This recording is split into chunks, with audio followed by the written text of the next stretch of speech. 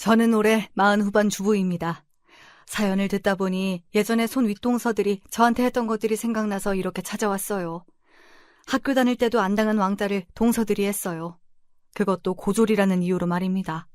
그렇게 학벌 가지고 무시하니 유치해서 뭐라고 대꾸하기도 싫었습니다. 그렇다고 일일이 저는 어떤 대학 다니다 이래저래서 그만두었다고 하기가 오히려 창피했어요. 고졸이면 안 됩니까?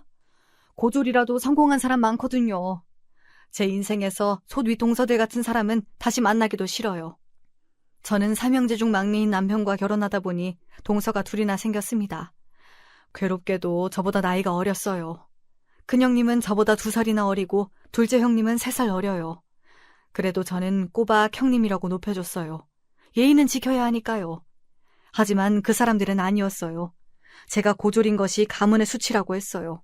늘 무례했고 불쾌했죠. 그런 사람들 안 보고 살고 싶었지만 같은 아파트 단지에 살 수밖에 없었어요. 시부의 소원이 다 함께 모여 사는 거라고 했거든요. 그러던 어느 날 아파트 단지 안에 영어 원서 읽기 모임이 개설되었더라고요. 주부들 취미생활을 돕는다고 관리소에서 주최한 행사였어요.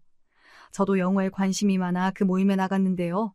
거기서 만난 두 형님이 부들부들 떨고 있는 게 아니겠어요. 제가 감당하기 어려운 모임이라나요. 이대 영문과를 나온 선배 후배 사이인 형님들은 자신들에게 맞는 수준이라 고졸인 저는 안 된다는 겁니다. 무슨 염치로 우리 모임에 나와? 재수없어. 아무 곳이나 들이대면 어떡해. 여기 어려운 원서만 읽어. 고졸은 어려워서 안 돼. 그러니까 집안의 수치잖아. 일어나, 가자. 다들 왜 그러세요? 제가 못 올 것 같나요? 고졸도 영어 잘하고 좋아해요. 저는 방긋 웃는 얼굴로 천연덕스럽게 자리에 앉았습니다. 동서들은 수준 안 맞는다고 혀를 차며 모임방을 나가버렸습니다. 주변 사람들은 저를 곤란한 듯 쳐다봤어요. 고졸은 원서를 못 읽나요? 게다가 동서들이 저를 무시하니 더 속상합니다. 가족이잖아요. 하긴 지금껏 살면서 형님들의 따돌림은 부지기수였어요. 도대체 동서지간으로 지내면서 학벌이 무슨 소용인가요? 게다가 저 영어 잘합니다. 고졸이라고 무시하면 안 돼요. 어릴 때부터 영어 유치원도 다녔거든요. 원어민 수준으로 영어도 하고 원서도 그냥 읽어요. 그러나 공식적인 학벌은 고졸입니다. 그것 때문에 다들 이렇게 저를 외면해요? 옛날에 공부 잘했던 것이 무슨 벼슬이라고요. 왕년에 대학 안 나온 사람 서러워 살겠어요. 미안하지만 진짜 고졸이었으면 당장 수능이라고 볼판이었어요. 그러나 형님들이 모르는 것이 있어요. 저 대학 입학 합격증도 있어요. 비치 못할 사정으로 졸업 못했을 뿐이죠. 그리고 따지고 보면 저 형님들보다 공부 엄청 잘했습니다. 왜냐고요? 서울대 의대 정시에 붙었거든요. 그동안은 저러다 말겠지 싶어 귀찮아서 관심을 두지 않았는데요. 그러다 제 딸까지 무시당하자 신경질이 나서 참을 수가 없었어요. 그래서 집안 어딘가 있을 서울대 합격증을 찾아두었죠. 여차하면 보여줄 생각이었어요. 근데 그냥 보여주긴 싫었어요. 뭔가 극적인 순간이 필요했어요. 그래야 창피를 크게 당하죠. 벼르고 벼르던 어느 날 온 가족이 모여있을 때 저는 서울대 의대 합격증을 들이밀었습니다. 두 형님은 보자마자 서로 입을 다물지 못하네요. 공부하고 싶어도 사정 때문에 못한 사람이 얼마나 많은데요. 자기들은 좋은 환경에서 공부만 해놓고 그 난리를 치는 겁니다. 그거 누가 못해요? 그래서 서울대 입학한 제가 이대 입학한 동서들에게 사이다 한 벽씩 먹여드렸습니다. 제가 어떻게 했는지 들어보실래요? 저는 소위 파락군에서 태어나고 자랐어요. 유치원부터 고등학교까지 고액교육만 받았는데요. 자랑이 아니라 오히려 그런 고가의 교육들이 제 인생의 패착이 아닐 수 없어요. 중요한 것은 돈으로 배울 수 없는 법이니까요. 그런 환경에서 살다 보니 저는 고등학교 때까지 공부 못하고 대학 못 나오면 죽는 줄만 알았거든요. 세상에 나오니 대학 안 나온 사람이 더 많고 학창시절 공부 잘했다고 인생을 더 잘 사는 것도 아니란 것도 나중에 알았어요. 여러분도 아시다시피 졸업장이 인생을 사는데 하나도 쓸모가 없잖아요. 문제 하나 더 맞춘다고 진리를 깨우치는 것도 아니니까요. 게다가 서울의대에 합격한 것도 의사가 되기 위해서도 아니었어요. 그저 과시하고 싶다는 허영이었죠. 나 이렇게 잘났다 이런 것들 말이에요.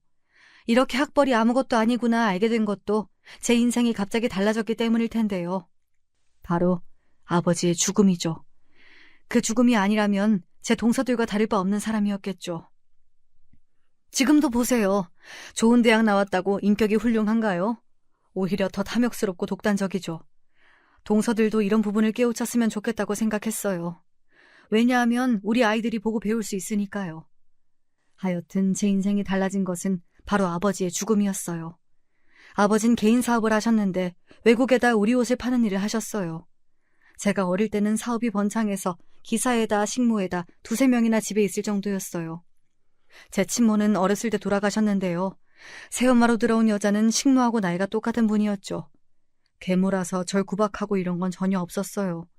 오히려 저랑 아버지 몰래 극장에도 가고 새벽에 야식도 시켜 먹고 친구처럼 지냈어요. 그러다 제가 중학교 입학할 무렵 남동생이 태어났는데요. 늦둥이 아기가 얼마나 귀엽던지 집안에 웃음꽃이 만발했어요. 게다가 제가 전교 1, 2등을 다툴 정도로 공부도 잘했고요. 제가 중학교 다닐 무렵에는 아예 입주 과외 선생님이랑 함께 살았어요. 그 언니도 서울 의대 다녔는데요. 아버지 고향 후배 딸이라고 하던데 대학교 붙고 나서 동네 잔치를 며칠간 열었다고 해요. 형편이 어려워 저희 아버지가 등록금도 주기로 했습니다. 선생님이 입주하면 24시간을 공부에 매진할 수가 있어요. 새벽 공부하다가도 궁금한 것이 있으면 바로 물어볼 수가 있어서 편리했어요. 새벽 5시에 일어나 영어 단어 외우고 수학 문제 풀다가 8시에 등교합니다. 종일 공부만 하다가 집에 오후 4시에 오면 새벽 1시까지 그대로 공부죠. 잠도 겨우 4시간 자고 말이죠. 그 과외 교사 말고도 학원 강사를 새벽에 집으로 불러 공부도 했어요. 아버지는 제 공부를 위해서는 뭐든지 다 해줬어요. 집도 제일 넓은 방이 제 공부방이었고요. 어린 동생도 울면 누나 공부 방해한다고 혼을 낼 정도였으니까요. 초등학교 때부터 제가 공부를 잘했기에 아버지 기대가 컸어요. 중학교 때 전교 1등 성적표를 보여주니 아버지가 울기까지 하더라고요. 가방끈이 짧아 스트레스를 많이 받았던 아버지라 더 그러셨어요. 형편상 공부를 못한 건데 그렇게 부끄러워하셨어요. 그런데 제가 공부 잘하니 너무나도 좋아하셨죠. 내 딸이 이렇게 공부를 잘할 줄 몰랐다. 정말 자랑스러워. 아버지가 하나 약속하마. 너 서울의대 가면 아버지 재산 다 준다. 변호사 오라 그래서 유언으로 남길 거야. 아버지, 남동생은 안 줘도 돼요? 서울의대 자신 있거든요. 여보, 저도 서울대 가면 줄래요? 당신도 참. 우리 머리가 텅텅 비었는데 어떻게 가능하냐? 어머, 나도 대학 나왔어요. 똥통대학 나온 거? 서울의대랑 비교를 마라. 아, 모르겠고 나중에 따말하기 없게 해요? 그래 임마. 너만 서울의대 가봐. 아버지가 발가벗고 시청 앞에서 춤을 춘다 쳐. 그렇게 아버지 기대를 한몸에 받고 저는 풍족하게 공부했는데요. 제가 고등학교 다닐 무렵 사업이 기울기 시작했어요. 아버지는 티를 내지 않기 위해 주변 사람들에게 돈을 빌렸나 봅니다. 저는 그것도 모르고 윤택하게 살았죠. 교육비를 그렇게 투자하는데 공부 못하기도 어려웠어요. 물론 모든 환경이 갖춰져 있어도 안 하는 사람 있다고 하지만 저처럼 과목별로 과외교사가 있고 그 과외교사를 관리하는 교사까지 있었으니 공부를 못하기가 어려웠어요. 주경야독처럼 낮에 공장에 다니다가 밤에 공부하는 사람들이 힘들죠. 제가 뭐가 힘들겠어요?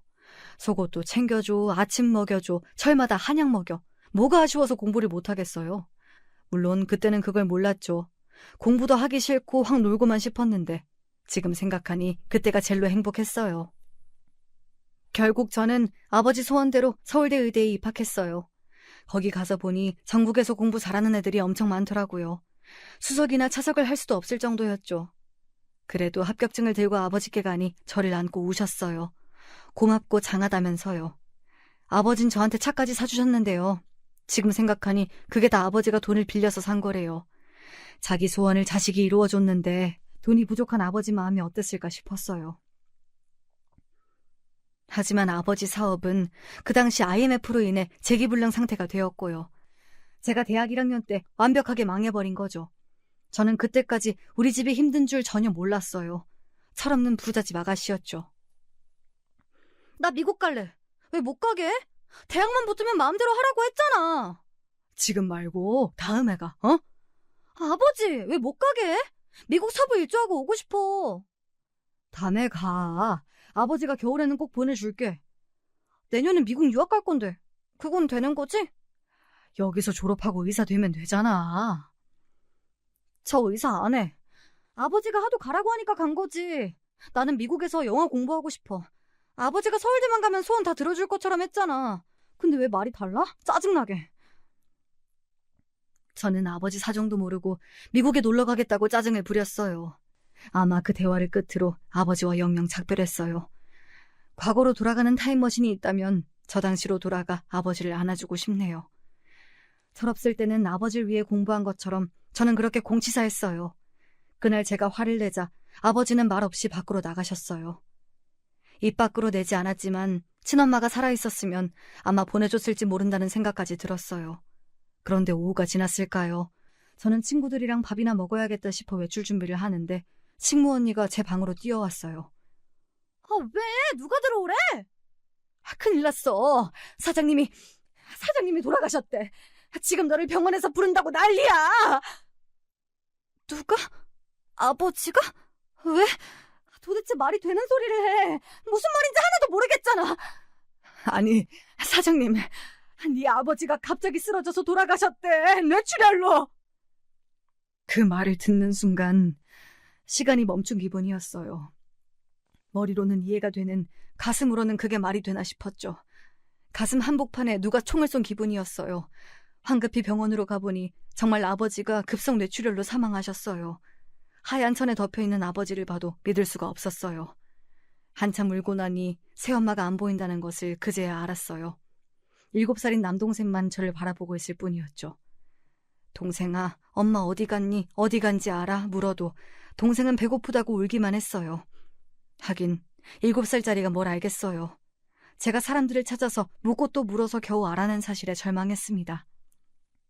새엄마가 회사 실장이라는 사람이 그나마 우리 몫으로 남겨둔 예금과 금괴 같은 것을 들고 도망가 버렸어요. 고등학생 정도라면 남들의 동정을 받았을까요? 일단 저는 대학생이고 성인이잖아요. 누구도 도와줄 사람이 없었어요. 남동생부터 장례식까지 모든 상황을 제가 감당해야 했어요.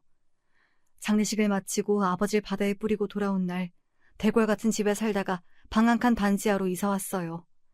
어린 동생은 제 엄마만 찾고 계속 울었어요. 그래서 전 도망간 새엄마를 찾아보자며 경찰서에도 다녀왔어요. 하지만 작정하고 사라진 사람을 찾을 길은 없었어요. 그렇게 정신없는 몇 주를 보내고 나니 집에 라면밖에 없는 걸 알았죠. 저는 일단 학교를 휴학했어요. 당장 먹을거리 살 돈도 없는데 등록금 마련은 무리였어요. 식모 언니들과 기사 아저씨가 300만 원을 모아 저한테 주더라고요. 그거라도 갖고 살아보라며. 아버지의 지인들부터 친척까지 잘 살 때 득실거리던 사람들이 모두 사라졌는데 저는 언니들과 기사에게 허리 숙여 인사했죠. 아마 살면서 한 번도 그들에게 그렇게 허리 숙여 인사한 적 없을걸요. 이렇게 하루아침 실질적 가장이 된 저는 생활전선에 뛰어들었습니다. 저는 제가 좋은 대학에 합격했으니 일자리를 손쉽게 구할 수 있을 거라고 생각했지만 편의점이나 식당, 마트 같은 곳에서 일하기엔 서울대 의대 합격증은 도움도 안 됐어요. 실질적으로 경력이 없어 아무도 채용하지 않았죠. 더 부담스러워했어요. 결국 과외를 하고자 결심했지만 그 당시에 IMF니 과외를 하겠다고 공고문을 붙여놔도 연락이 없더라고요. 친구들에게 겨우 부탁해서 알아보니 입주 가정교사 자리밖에 없더라고요. 입주 가정교사를 하면 돈도 많이 받지만 동생 때문에 그러지도 못했죠. 몇 달을 고생하다가 겨우 중학생 여자애 영어와 수학을 가르치게 되었어요. 동생이 어린이집 가는 낮에 하면 좋겠지만 그게 쉽지 않았어요. 그래서 할 수 없이 동생을 재우고 몰래 집을 빠져나왔어요. 그런데 어느 날 과외를 마치고 집으로 가는 길 집 앞에 경찰관들이 있는 것이 아니겠어요? 아니 학생, 그 어린애를 혼자 두고 가면 어떡해. 하도 울어서 신고가 들어왔어. 근데 애가 문을 열 줄 알아야지. 그래서 문 깨고 들어갔어요. 오늘 이 집에서 못 자. 경찰차 안에서 울고 있는 남동생을 저는 그냥 꽉 안아줬어요. 동생은 저를 보더니 대성통곡을 하는 겁니다. 자다가 깼는데 제가 없으니 놀랬던 모양이에요. 반지하 현관문은 경찰관들에 의해 해체되어 있었어요. 저는 그날 동생과 함께 지구대 숙식실에서 잠이 들었습니다. 그러고 나니 동생은 절대로 제품을 떠나지 않았어요. 결국 과외도 그만두고 말았죠. 동생은 새엄마가 집을 나간 후에 정신적으로 불안정했어요. 오줌도 싸고 바닥에 기어다니는 퇴행에 밤에는 경기를 일으켰어요. 과외는 일단 접고 일단 동생을 돌보기로 했죠. 며칠 제가 집에 있으니 안정이 되긴 했어요. 겨우 달래서 어린이집에 보내곤 고졸이라고 하면서 낮에 편의점 아르바이트를 시작했어요. 평생 걸레를 빨아본 적도 없는데 공부보다 이런 일이 왜 힘든 걸까요? 게다가 남에게 싫은 소리 하나 들어본 적 없었던 저였는데 말이죠. 다짜고짜 반말하는 사람부터 시간 있니? 몇 살이니? 애인 있니? 이런 것을 캐묻는 아저씨까지 각양각색의 사람들을 만났어요. 아버지가 보여준 세상은 참 아름다웠는데 이런 것들은 날 것 그대로였어요. 그 후에는 식당 아르바이트도 하고 주유소에서 주유 알바도 했어요. 낮에 할 수 있는 일은 거의 다 했을 거예요. 솔직히 동생을 보육원까지 데리고 간 적도 있어요. 근데 돌아가신 아버지 얼굴도 아른거리고 그곳에서 울고 있을 동생 생각에 도저히 맡길 수가 없었어요. 이렇게 온실 속의 화초로 자라온 제가 잡초가 되어야 하니 고생이 이만저만이 아니었어요. 그러나 혼자였다면 다 이겨내지 못했을지 몰라요. 남동생이라도 있으니 서로 의지가 되었습니다. 편의점에서 시급을 받아서 일을 하기에는 빠듯해서 고민하고 있는데 동기가 입주 과외를 소개해줬죠.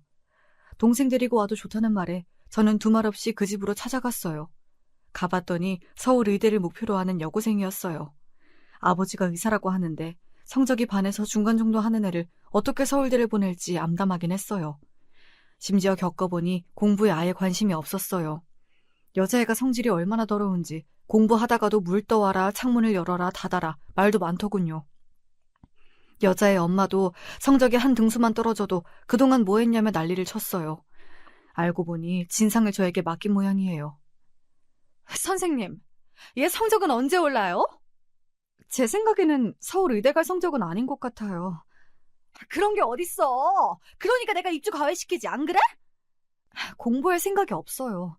맨날 거울이나 보고 무조건 의대 고집하실 게 아니라 야, 너 나가. 어디서 감히 못 간다는 거야? 내가 너 불쌍해서 동생까지 데리고 있으라 했는데 웃기네. 거지 같은 고아들 주제. 아니 아줌마, 고아가 왜 나와요?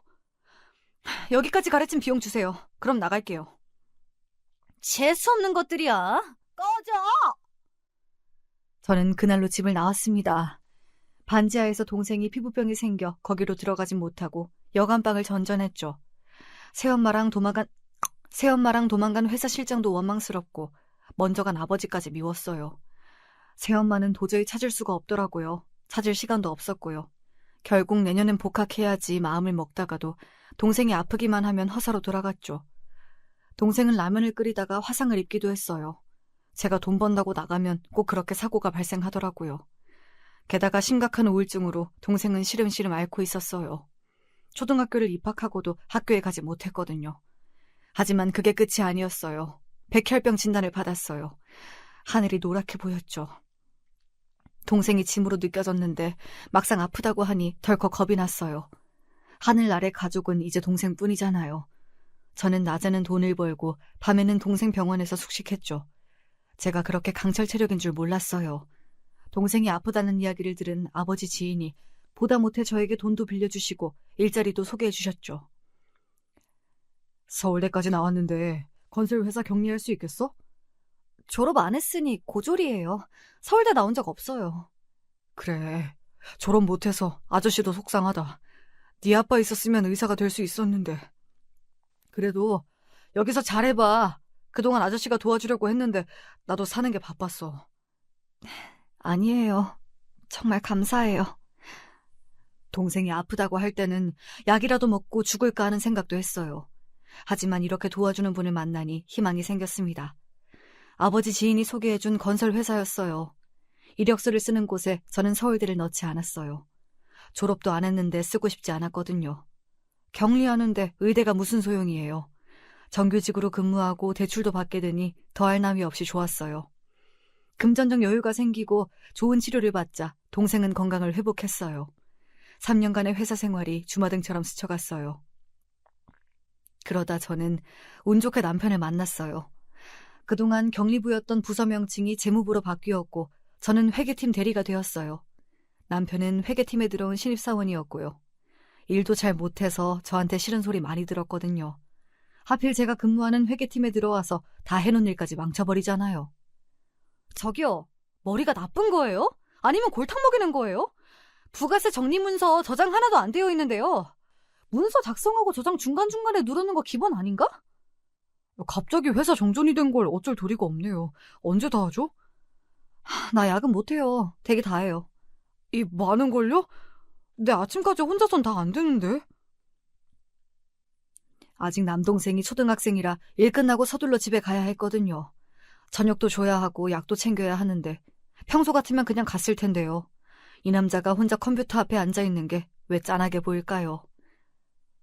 우리 집에 갈래요? 가서 같이 해요. 네? 무슨 소리? 집에 가도 돼요? 아님 여기서 혼자 하세요. 혼자 사세요? 설마? 초등학생 동생이랑 같이 살아요. 아니, 무슨 생각을 하는 거예요? 남편은 제가 수작을 부린다고 생각했나 봐요. 저는 동생이 백혈병을 앓고 나서부터 자연식품으로 식사를 준비했거든요. 초등학생이라도 애는 애니까 밥이랑 영양제 등을 챙겨줘야 했어요. 게다가 규칙적으로 저녁 7시에는 어김없이 밥을 먹어야 해서 저는 업무를 싸들고 집에 가서 많이 했거든요. 그걸 계기로 저희는 자연스럽게 사귀게 됐어요. 남동생이랑 잘 놀아주는 것부터 마음에 들었거든요. 하지만 남편의 정체는 어리숙한 신입사원이 아니고 사장님 막내 아들이라는 겁니다. 사장 아들이면 좋아해야지. 죽상을 하고 그래? 헤어질 거면 더 이상 사귀지 말자. 난 상처받는 거 싫어. 헤어지지 말자는 거야? 그럼, 우와, 프로포즈야? 나 장난 아니다. 자기 엄마 찾아오기 전에 헤어지자고. 드라마에서 보면 그런 장면 있잖아요.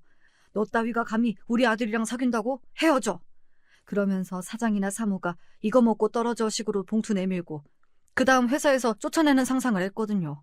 근데 이 집안은 그러지 않았어요. 아들이 많아서 그런지 경리랑 사귀고 결혼한다고 해도 말리지 않더라고요. 시무와 시부는 결혼 후에도 남동생이랑 사는 것까지 허락했어요. 망나니 같은 아들 마음 잡게 해준 게 고맙대요. 미국에서 대학은 나왔는데 부모 돈이나 쓰고 놀기만 했대요. 그래서 당장 한국으로 들어오라고 했고 군대를 다녀온 뒤 회사에 넣고 고생 좀 시키자 했는데 저를 만나 꽤 성실해졌다며 오히려 저를 더 좋아하셨어요. 회사에는 삽시간에 소문이 퍼졌고 저는 신데렐라가 되어버렸네요. 고졸 격리가 출세했네 같은 소리는 화장실에서 많이 듣긴 했죠. 남편은 미국 명문대를 졸업했어요. 사람들은 제가 주눅이 들 줄 알았나 봐요.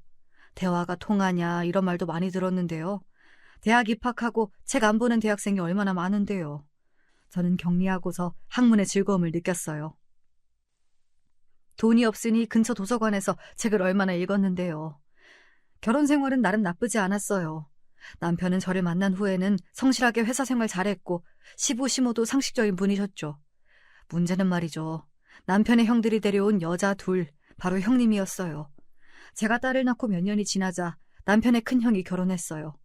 형님 될 사람은 처음 인생은 나쁘지 않았는데요. 신혼여행 다녀오고 첫 번째 명절날 갑자기 저에게 질문을 했어요. 동서는 어느 대학 나왔어? 저 대학 안 나왔는데요. 뭐? 고졸이야? 고졸이 어떻게 서방님하고 결혼해? 말이 안 통하겠다. 고졸 격리라는 말 듣고는 나 안 믿었어. 와, 나 고졸 처음 봐. 주변에 다 대학 나와서 말이야. 근데 서방님하고는 말이 통해? 형님이 잘 몰라서 그러는데요. 결혼하면 남편이랑 말 안 통해요. 얼마나 마누라 말을 안 듣는데요. 그건 고졸이랑 대졸이랑 전혀 상관이 없어요. 고졸이라서 그런가 뻔뻔하네. 알겠어. 제가 한마디도 안 지니 형님의 똥 씹은 표정은 예술이었어요. 고졸을 고졸이라고 하는데 어쩌겠어요. 저도 대학 공부를 더 할까도 생각했지만 그게 필요하지 않았어요. 아이가 태어나고 남동생까지 돌보기에 시간도 벅찼기 때문이에요. 그 후에 남편의 둘째 형도 결혼하게 되었어요. 큰형님이 소개해준 여자였는데요. 큰형님의 대학 선후배라고 하더라고요. 그때부터였습니다. 두 형님이 저를 슬슬 피하기 시작했어요. 자기들하고 수준이 맞지 않는다고 하더라고요. 그 말에 저는 대놓고 웃었어요. 초등학생들도 그런 말 쓰지 않을 것만 같았거든요. 멀리 떨어져 살면 그게 문제가 되지 않아요. 안 보면 되니까요. 그러나 삼형제가 모두 짝을 찾게 되니 시부는 함께 모여 살자고 제안하셨어요. 내가 건설업에 뛰어든 것은 너희하고 같이 살 단지를 만들기 위함이었어. 한 집에 살면 좋겠지만 그건 개인 프라이버시는 보장 안 되잖아. 아파트 단지 만들었으니 거기서 다 함께 살자. 대신 장남은 우리 데리고 살면 좋겠구나. 시부의 회사에서 15개 동 정도의 아파트 단지를 수도권에 세우셨어요. 나름 큰 평수였는데 기반 시설이 잘 되어 있어 분양을 모두 마쳤어요. 그래도 자식들과 한 울타리에 살고 싶다고 아파트를 하나씩 주셨어요. 형님 두 분이 부담스럽긴 해도 어쩌겠어요. 가족이니까요. 같이 살면서 부대끼면 어울릴 수 있겠지 싶었죠. 큰형님은 가장 큰 평수를 받으셨는데 대신 복층으로 시부모를 모시고 살게 되었어요. 그래서 어쩔 수 없이 시부모님 댁에 가면 큰형님과 마주칠 일이 많거든요. 그런데 이상하게 아이들이 커갈수록 고졸, 대졸 나누는 게 점점 심해지는 거 있죠? 어느 점심때 시모가 저희를 불렀어요. 좋은 데서 점심을 사준다고 하네요. 어머님 차를 타고 한강이 보이는 호텔에 도착했어요. 맛있는 피자를 사준다고 이탈리아 식당에 모였거든요. 어머님, 오늘 점심은 제가 대접할게요. 맨날 좋은 것만 사주시고. 저번에 사주신 스카프도 너무 감사해요. 한정판이던데요? 친구들이 너무 부러워해요. 네, 어머님. 저도 스카프 오늘 하고 왔어요. 어때요? 그래, 어울린다. 막내는 어때? 마음에 드니? 저는 못 받았는데요? 무슨 소리야? 저번에 내가 줬잖아. 저번주 분리수거 할 때. 그때 쓰레기 주셨지. 스카프는 없었어요. 어머, 내 정신 좀 봐. 스카프 전해준다는 거 제가 깜빡했어요. 미안해, 동서. 매번 이런 식이었어요. 시모가 막내도 갖다 줘라 하는 게장이나 보리굴비 이런 것들 하나도 오지 않았어요. 시모가 잘 먹었니 물어보는 문자를 보고서 제가 안 거죠. 그래서 달려가 왜 안 주세요 하면 그제 어머머 하면서 다 먹었다고 하는 겁니다. 자기가 애 낳고 건망증이 심해졌다고 하면서요. 주기 싫어서 그런 거 다 아는데 그렇게 시치미를 딱 떼더라고요. 어머니, 이제 그런 거 있으면 저 직접 주세요. 형님들 자꾸 깜빡하세요. 저보다 어리신데 말이에요. 그래, 그럴게. 스카프 오렌지색이라 막내한테 잘 어울릴 텐데. 네. 찾아서 꼭 전해줄게요. 어머님은 마음이 넓으세요. 제가 아는 집은 며느리 될 사람 전문대 나왔다고 하니 반대하고 난리였는데 말이에요. 어머, 왜요? 자식 낳았는데 머리가 돌이면 어쩌냐고. 영어 원서도 하나 못 읽어주잖아. 우리랑 같겠어? 에이, 설마요. 학벌도 유전돼요? 살다가 처음 듣네. 전국 전문대 연합에서 형님 잡으러 오겠어요? 동서, 내 말은 그게 아니잖아. 교육 환경이 다르다는 거지. 우리처럼 영문과 나와서 영어 읽어줘야 조기 교육이 되지. 이대 영문과 나왔다고 영어 다 잘하진 않던데요? 저는 내내 잠자코 있다가 하도 기가 막힌 말 하길래 쏘아 붙였어요. 동서, 말이 너무 심하다. 이대 영문과 나오려면 반에서 2, 3등은 해야 돼. 전교에서 1등, 2등 아니잖아요. 동서, 전교 1등이 얼마나 힘들 줄 알아? 특히 강남 같은 곳은 더 어렵고. 잘 모르면 그냥 가만히 있어. 어머니도 영어 하시죠? 그래, 기본적인 건 하지. 그래도 너희들만 하겠니? 저번에 텔레비전 보니까 초등학교도 안 나온 할머니가 영어 공부해서 영어책도 읽던데? 자기가 하기 나름이죠. 시험 한 번 잘 보고서 평생 똑똑한 척하면 되겠어요? 서울대 나와도 바보 같은 사람 많아요. 동서, 서울대 들어가기 얼마나 어려운 줄 알아? 심지어 서울대 의대 들어가려면 유치원 때부터, 아니다, 신생아 때부터 공부하라는 말도 있어. 뭘 모르면 조용히 있어. 우리 말에 끼지 말고. 우리 동서가 수능도 안 봤는데 어떻게 알아요? 이제 그만해라. 음식 나왔다. 학벌 그게 그렇게 중요하니? 막내야, 어서 먹자. 시모의 말 한마디에 동서들은 입을 닫았어요. 호텔 식사를 마치고는 몇 개월 동안은 두 사람 저랑 말도 안 했어요. 마트에서 마주쳐도 무시하고 돌아가더라고요. 명절날도 두 사람만 웃고 떠들고 제가 다가가면 말을 멈추고 슬슬 자리를 피했어요. 주변에 사람만 있으면 겨우 아른 체하고 그러다 우리 셋만 있으면 아예 대놓고 투명인간 취급했습니다. 좋은 집안에서 태어나 아버지 사업 망하지 않고 잘 이어와서 좋은 대학 들어간 곳이 뭐가 그리 자랑일까요? 매번 이대 영문과 나왔다고 목에 힘을 주는데 나와서 직업도 없잖아요. 겨우 애들 영어 동화나 읽어주면서 말이에요. 시간이 지나면서 저를 왕따하는 문제가 점점 제 딸과 얽혀졌습니다. 저는 딸을 낳아서 기르고 있었는데요. 큰 형님은 아들 하나, 둘째 형님은 아들과 딸이었어요. 비슷하게 결혼해서 아이들 나이도 얼추 비슷했어요. 게다가 아파트 단지도 같으니 같은 초등학교에 들어갔는데요. 1학년인데도 형님들 아이들은 과도한 과외를 받고 있었죠. 저는 공부보다 아이가 즐겁게 학교 생활하는 것이 좋았어요. 제가 공부를 어릴 때 많이 하다 보니 아버지랑 어린 시절의 추억이 하나도 없었어요. 맨날 공부였기에 우리 딸은 그렇지 않았으면 좋겠다 싶었거든요. 그러던 어느 날 딸이 학교에서 오자마자 자기도 이번 방학 때 하와이 가고 싶다고 이야기했어요. 자초지종을 물었더니 학교에서 만난 사촌들이 이번에 하와이에 가는데 넌 왜 안 가냐고 하더래요. 큰형님이랑 둘째 형님 가족들만 하와이 여행을 계획하는 거 있죠? 우리한테는 갈 수 있냐고 물어보지도 않았어요. 엄마, 아빠, 큰 집이랑 작은 집 애들 하와이 간대. 우린 왜 못 가? 하와이? 그래? 그러면 우리도 끼워달라고 하자. 돈 내면 되잖아. 이대 동문을 위한 어린이 영어 캠프래. 지금 물어봤어. 가족 중에 이대를 나와야 하는 거래. 난 이대 나와서 안 된대. 웃기네. 동문을 위한 캠프가 어딨어? 아니다. 너 갈 수 있다. 할머니 손녀잖아.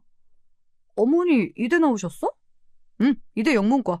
형수들이랑 동문이잖아. 저는 조금 당황했어요. 어머니는 한 번도 티를 낸 적이 없었거든요. 하마터면 그 대학에 대한 안 좋은 인상을 가질 뻔했어요. 그럼 그렇죠. 두 형님이 이상한걸요. 남편 말대로 친할머니 덕분에 그 영어 캠프에 갈 수 있지 않냐고 형님들에게 문자를 보내니 답도 없더라고요. 중요한 것은 이대에서 주최하는 건 맞는데 이대 동문이 아니더라도 갈 수 있는 거였어요. 애만 가는 게 아니라 엄마도 따라갈 수 있다고 하니 저도 여권과 짐을 챙겼죠. 말이 영어 캠프지 미국 여행이나 다름없었어요. 다만 아이들끼리 모여 배울 수 있는 프로그램이 있더라고요. 남편들은 회사 일 때문에 가지 못하고 결국 여자들만 가게 되었는데요. 저보고 입국 수속 밟을 수 있냐, 비행기는 처음 아니냐, 가서 영어 도와달라고 하지 마라, 난리가 났어요. 하와이는 처음이지만 LA는 2번 간 적이 있었거든요. 가서도 자기들 아는 척하지 말라며 따로 다니자고 하는데 대답할 가치도 없어 대꾸도 안 했네요. 그런데 하와이 가는 내내 자꾸 묻는 거예요. 창피하다고 옆에 있지 말라면서요. 가면 친구들 있으니까 동서, 우리 아는 척하지 말자. 왜요? 제가 전염병 환자예요? 그게 아니라 다들 대학 나왔어. 그런데 자기는 고졸인데 괜히 기분만 나쁘잖아. 이러지 마세요. 고졸 타령 그만 좀 하시라고요. 한 번만 더 하시면 저 안 참습니다. 비행기 안에서 체면 떨어지고 싶어요? 또 고졸 타령하면 머리채라도 잡을 거예요. 그러니 입 좀 닫아주세요. 닥쳐요, 제발. 비행기 안에서 제가 오히려 그들을 멀리했어요. 애들 교육상 하나도 좋지 않잖아요. 어른들이 대놓고 사람 무시하는 장면 보여주는 것이 얼마나 비교육적인데요. 그때 결심했죠. 저런 것들하고 상종을 말자고요. 다행히 딸아이는 하와이에서 즐겁게 지냈어요. 생활영어 중심으로 동화를 많이 읽어준 보람이 있더라고요. 수영장에서 미국 애들과 한국 애들을 섞어놓고 놀면서 영어 배우는 시간이었는데요. 우리 딸은 허물없이 어울리며 영어도 곧잘했어요. 엄마, 미국 사람 만나니까 하나도 안 떨리고 영어가 막 나와. 그러니까 엄마가 영어 동화 많이 읽고 듣자고 했잖아. 엄마 방법이 맞지? 하지만 형님 애들은 어색한지 괜히 뒤로 숨고 미국 애들하고 영어 한마디도 못하는 거 있죠? 형님들은 당황하기 시작했죠. 우리 딸은 미국 애처럼 이야기를 잘하는데 말이에요. 야, 원준아, 가서 말해봐. 왜 쫄고 그래? 영어 가르친다고 들인 돈이 얼만데? 그래, 너희들도 다 이해하는데 말을 못하는 거지? 안 그래? 원준아, 가서 하이 해봐. My name 원준 하고. 아니, 왜 그것도 못해? 이것들아, 미국 중학교 교과서를 읽으면서 왜 가서 말을 못해? 응? 그러니까 그런 과외 필요 없다고 했잖아요. 영화도 보고 노래도 듣고 해야 언어 감각이 늘죠. 이럴수록 애한테 화내면 안 돼요. 영어가 즐겁구나 이런 생각을 심어줘야 하는 건데. 원준이 봐봐요. 긴장해서 더 말 못하지. 일부러 약 올리려고 그런 건 아니었고요. 애들은 주눅 들었는데 자꾸 재촉하니까 제가 옆으로 가서 한마디 거들었어요. 그것도 듣기 싫은지 형님들은 애들을 데리고 다른 곳에 가버렸어요. 그러면 그럴수록 우리 딸은 캠프에서 가장 영어를 잘했어요. 그렇게 하와이에서 시간이 지나갔어요. 제가 겁도 없이 잘 다니니까 작은 형님이 옆에 와서 또 그러더라고요. 가만히 보니까 동서는 고졸이라서 겁이 없지? 나는 문법이 먼저 떠올라서 말이 안 나와. 동서는 그래도 대화한다, 미국 사람이랑. 형님, 고졸 타령 그만하랬잖아요! 내가 소리를 크게 지르니 그제야 알았다는 듯이 자리로 돌아갔어요. 사람들이 생각이 있으면 머릿속에 맴도는 말이 그대로 입으로 나오지 않을 텐데요. 두 형님은 아무 생각이 없는 것이 분명했어요. 필터 없이 말하다니 정말 불쾌했어요. 하지만 타국에서 싸워봤자 감정만 상하죠. 한국에 가면 가만두지 않겠다고 다짐했어요. 캠프 마지막 날은 부모들과 행사에 참여했어요. 큰 강당에 모여 그동안 어떤 활동했는지 영상도 보여주고 학부모 대표로 나와서 영어책을 읽어줄 사람을 뽑는데요. 잘난 이대 영문과 나온 사람들이 많으니 어디 얼마나 영어를 잘하나 지켜볼 양이었는데요. 갑자기 큰 형님이 바로 저를 추천하는 게 아니겠어요? 말리 타국에서 저를 망신주고 싶은가 봐요. 여기요, 여기. 이 사람이 해보고 싶대요. 사람 많은 데서 갑자기 소리를 쳤어요. 바로 한 달 전 영어 원서 모임을 제가 왜 나갔는지도 잊었나 보죠. 영어가 되니까 원서 모임에 가죠. 영어 유치원 수재인 나를 뭘로 보고 나가라고 하는 건지 저는 알겠다며 단상으로 올라갔습니다. 동화는 쉬운 내용이었어요. 제가 척척 읽어가니 형님들의 표정이 서서히 굳어져가는 꼴이 우스웠어요. 내가 못하고 당황할 줄 알았나 봐요. 고졸이라고 무슨 알파벳 모릅니까? 고등학교 때 영어 배우잖아요. 그렇게 하와이 여행을 마치고 한국에 돌아왔는데요. 형님들은 아이들을 더 닥달해서 공부를 가르치기 시작하더라고요. 그렇게 시간이 지났는데요. 어느 날 딸이 울면서 집으로 들어왔어요. 저는 무슨 일인지 물었죠. 듣고 보니 피가 거꾸로 솟는 겁니다. 저는 남동생한테 딸을 맡기고 큰형님 집으로 찾아갔어요. 형님, 애들 이야기 들었죠? 뭐 하는 거예요? 놀지 말라니요. 왜요? 자기가 몰라서 그렇지. 이 동네 사람들 다 알아. 자기 고졸 격리라면서 미국 명문대 나온 서방님 꼬신 거. 그러니까 놀지 말라는 거지. 엄마가 그렇게 못 배우고 천박하니. 사과하세요. 우리 딸하고 저한테도 집에 원준이 있죠? 나오라고 하세요. 두 사람 다 사과해요. 고졸을 왜 무시하는 줄 모르겠고요. 경희도 왜 무시해요? 목소리 낮춰. 어머니 계셔. 잘됐네요. 어머니한테 여쭤볼게요. 그때 소란을 듣고 아래층에서 어머니가 올라오셨어요. 형님은 어쩔 줄 몰라 했고요. 제가 이야기를 다 했더니 가서 딸도 데리고 오라는 겁니다. 그래서 제가 딸을 데리고 온 사이 원준이가 크게 혼나고 있더라고요. 작은 어머니 죄송해요. 원희야 미안해. 다시는 안 그럴게. 그네 넌 왜 안 하니? 네, 동서 미안해. 원희야 기분 나빠하지 마. 미안. 한 번만 더 고졸 이야기하면 아버지한테 말할 거야. 어떻게 되는 줄 알지? 이 집 다 물려받고 싶으면 조심해라, 그네야. 시모가 나서주지 않았다면 그날 저 짐 싸고 나갈 판이었어요. 그런 대접을 받고 어떻게 살아갑니까? 그날 밤 딸아이가 제 품에 안겨 묻더군요. 엄마, 고졸이 나쁜 거야? 나쁘긴? 고등학교 졸업했다는 뜻이야. 더 쉬운 말로 고등학교 공부 다 했다는 뜻. 욕 아니네? 큰엄마는 왜 그래? 큰어머니는 자랑거리가 대학밖에 없어서 그래. 그 이후부터는 고졸 타령은 조금 줄어들었어요. 형님들을 만날 기회를 저도 줄였고요. 남편도 나중에 큰형님, 작은형님들 따로 만나서 다시 그런 말 들리지 않게 해달라고 했어요. 아주버님들도 노발대발 대신 그런 일 없게 하겠다고 했고요.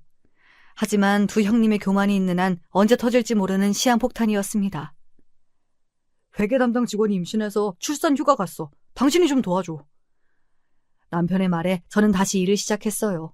3년 만이었어요. 결혼 후에도 계속 일을 하긴 했거든요. 처음에만 일이 서툴고 어려웠지 적응되었습니다. 남편은 예전에 어리숙한 신입사원이 아니었어요. 재무팀을 총괄하는 본부장이 되어 있었어요. 중형 건설 회사지만 규모가 점점 커지고 있다가 보니 믿고 맡길 사람이 필요하대요. 시부는 제가 다시 회사에 나오길 바라셨어요. 그리고 높은 직책을 주시겠다는 겁니다. 재무실장이라는 직책을 주셨어요. 회계팀과 자금팀을 총괄하는 업무였어요. 막내는 역시 달라. 똑똑해. 3년 쉬고도 와서 일 처리하는 거 봐라. 우리 회사 인재 중에 인재다.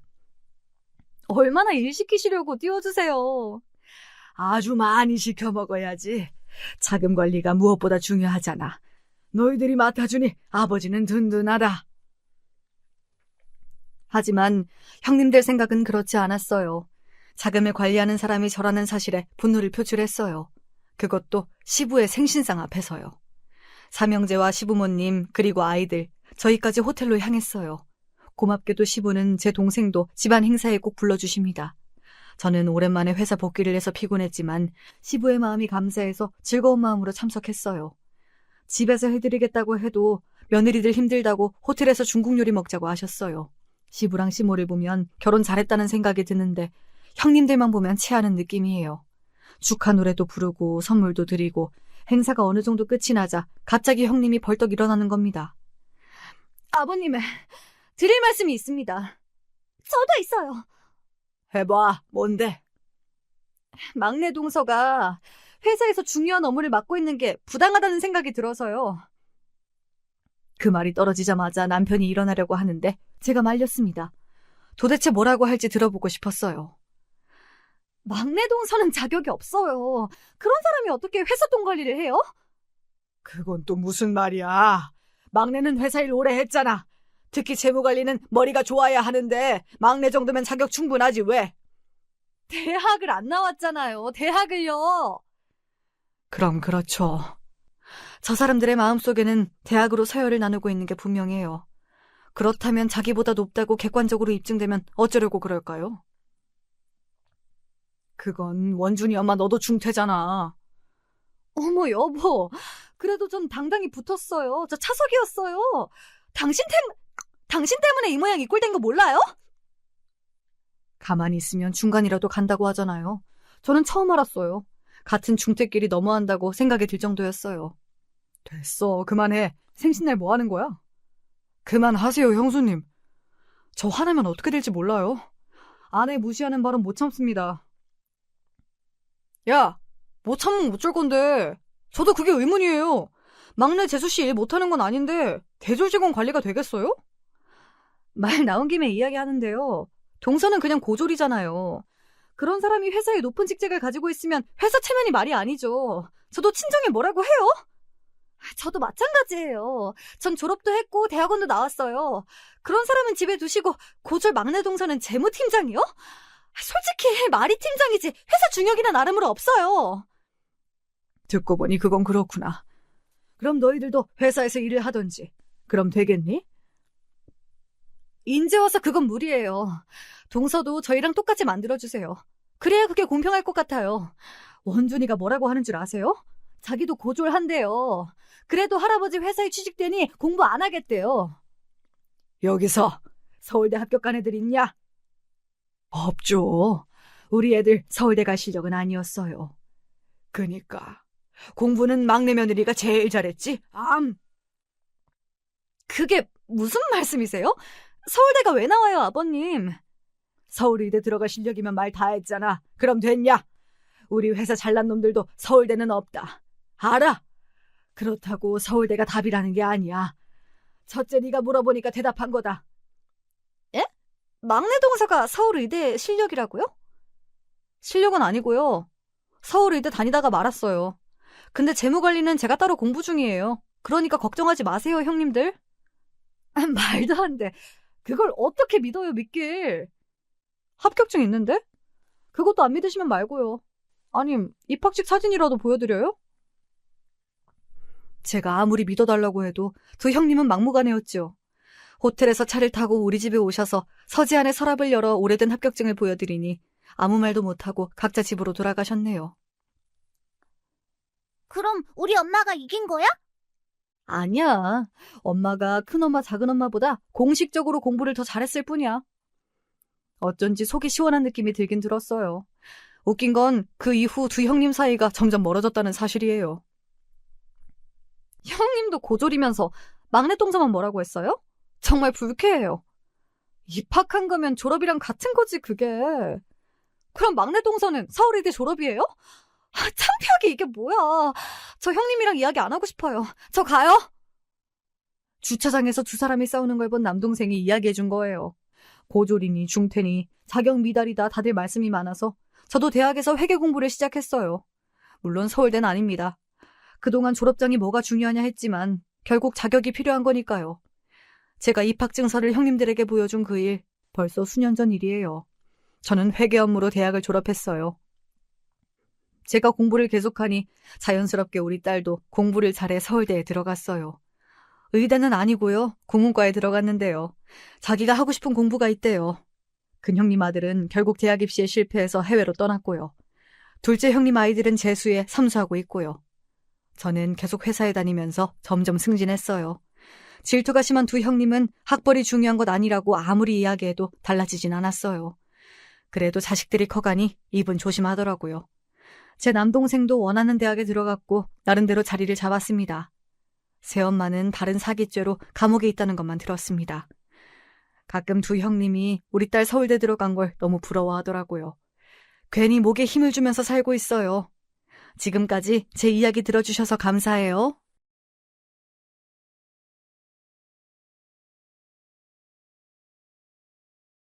안녕하세요. 저는 70대 남성입니다. 이 나이가 되면 감정이 무뎌지는 줄 알았는데 굳은 살에 물이 고이는 것처럼 여전히 그 골짜기는 깊어지고 더 사람을 침묵하게 만드네요. 표현을 적게 하는 것일 뿐 아픔은 더 사무치는 것 같습니다. 제가 여기 사연을 보내게 된 건 아마도 저와 동년배의 분들이 많으실 거고 자식 둔 부모로서 들어주실 것 같아서 보내봅니다. 단 몇 명이라도 내 감정이 공유해주는 사람이 있다면 남은 여생이 그나마 좀 사라질 것 같아서요. 저에게는 눈에 넣어도 아프지 않은 딸이 하나 있습니다. 제가 30대 중반에 아주 늦게 장가를 가서 얻은 딸, 수연이인데요. 사실 우리 딸은 어릴 때부터 지 엄마 사랑을 많이 못 받고 자랐어요. 이 또한 아이에게 너무 미안한 일입니다만 어릴 때 지 엄마가 집을 나가버렸거든요. 그때 아내와 헤어지던 날을 저는 잊지 못합니다. 때는 명절이었고 딸아이가 초등학생이었던 시절 아내는 집 세간살이를 거의 옮기다시피 해서 우리 눈앞에서 사라졌어요. 요렇게 달랑 전화 몇 통만 넣었더군요. 나야. 미리 말 못해서 미안하지만 당신도 짐작했을 것 같은데 난 당신과 이제 못 살아. 서류는 나중에 따로 보낼게. 그때 얼굴 다시 보고 수연이 잘 부탁해. 너 지금 어디야? 당장 여기 와서 얘기해. 집골이 이게 뭐야? 집 세간살이를 바늘 들고 튀었어 너. 어떻게 이럴 수가 있어 너? 미안. 이제 더 할 얘기가 없어. 전화 끊을게. 아내는 그러고 전화를 끊어버렸고 전 어디에 다시 걸어야 할지조차 몰랐어요. 멀리 시골에 계신 장모님께 전화해서 상황을 다 밝혔는데 별 소용이 없더군요. 아이고 자네 내가 다 미안하게 됐네. 영순이 걔가 막내로 태어나서 너무 버릇없이 자랐나 봐. 근데 이렇게 된 거에 꼭 걔 잘못만 있겠나? 자네도 너무 아내한테 빡빡하게 군 게 없는지 생각해 보게나. 장모님, 지금 그게 맞는 말씀이라고 생각하십니까? 막말로 제가 영순이한테 무엇을 잘못했을까요? 결혼 안 하겠다는 저를 굳이 찾아와서 그렇게 시집 가고 싶다고 졸랐어요. 장모님도 아시지 않습니까? 아이고, 자네 왜 그렇게 흥분했는가? 소리 좀 지르지 말게. 내 귀가 아파하죠. 장모님, 장모님 끊지 마세요. 장모님. 그러나 이런 식으로 무책임하게 연락을 인방적으로 끊어버리신 장모님을 보며 전 무척 좌절하게 됐어요. 딸아이는 영문도 모른 채 순식간에 자기 엄마랑 떨어지게 됐고 요즘으로 치면 싱글파파 그런 게 되어버린 저는 앞길이 막막했죠. 가정이 이렇게 무너지게 되니 당연히 저는 일에 집중이 되지 않았고 순조롭게 벌리고 있던 돈들은 여기저기서 빵꾸가 나기 시작했어요. 중간에 형제들이 나서기도 하고 집이 경매에 넘어가려는 것도 도와주고 했지만 끝내 막을 수 없었답니다. 막내 남동생이 얼마나 괴로워했는지 몰라요. 형, 어쩌다가 이렇게 집까지 수연이가 너무 안 된 것 같아. 내가 데려다가라도 키워주고 싶지만 됐어. 그게 무슨 말이냐. 너도 재수 씨가 있고 애들 둘이나 있는데 비록 지하로 이사 가긴 하지만 별 수 있겠어. 처음에도 그렇게 시작했고 다시 그렇게 시작해야지. 하지만 사람이 한번 올라갔다 처지게 되니 다시 올라가기에 너무 지치더라고요. 중간에 딸아이가 아플 때 의료보험비 문제로 병원에 못 보내기도 했고 이때 아내로부터 연락이 오기도 했었는데요. 정말 사람 같지 않게 느껴지더군요. 당신 어떻게 된 거야? 의료보험비 안 냈다고 왜 나한테 연락이 와? 애 치료 정도는 제대로 받게 해야지. 뭐 하면서 사는 거냐고. 너 연락 한번 잘했다. 그래. 이혼하면서 네가 진 카드비 때문에 하자고 하더니 애 키우는데 네가 한 일이 뭐가 있어? 애 밥값이랑 옷값이라도 대줘봤어? 아님 사춘기 네 딸 이제 이런저런 변화 와서 힘들어하는데 애미라고 나타나서 한 번이라도 안아준 적이 있어? 에휴, 또 이런다. 누가 싸우재? 내 말은 의료보험비 좀 따박따박 내라는 거야. 이런 걸로 신경 쓰이게 하지 말고.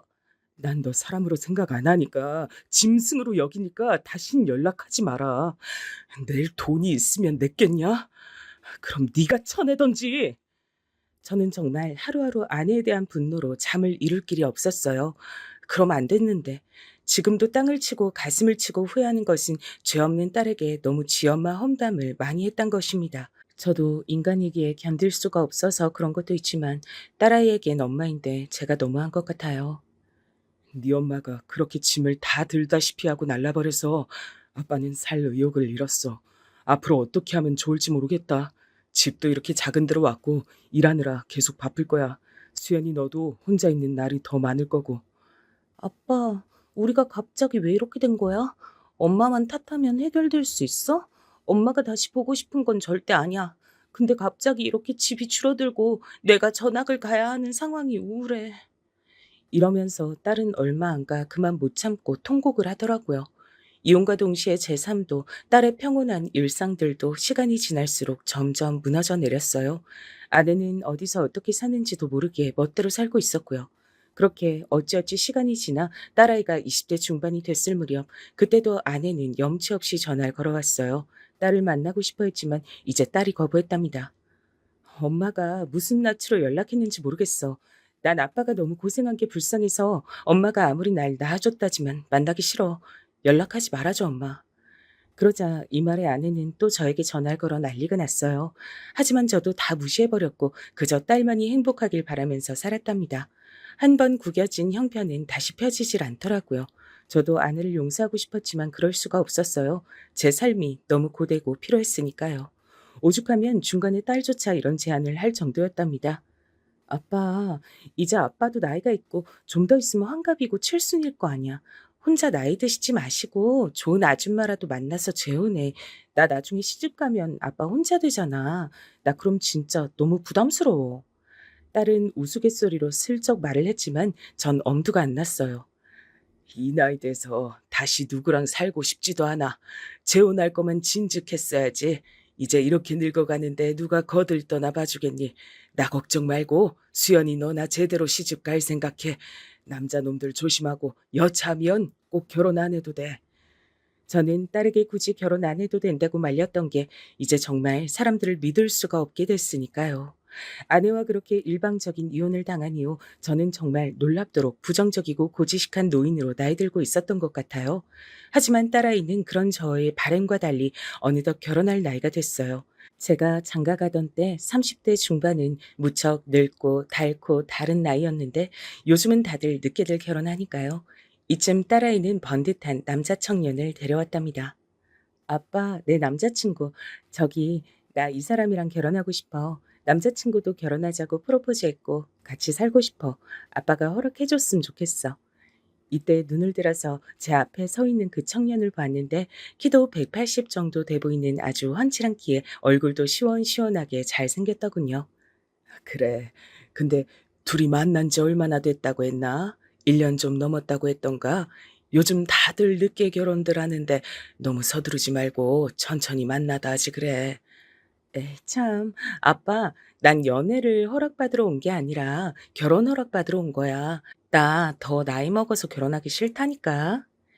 이미 딸아이는 크게 결심을 하고 왔고 결국 저도 어찌어찌 결혼을 시키게 됐어요.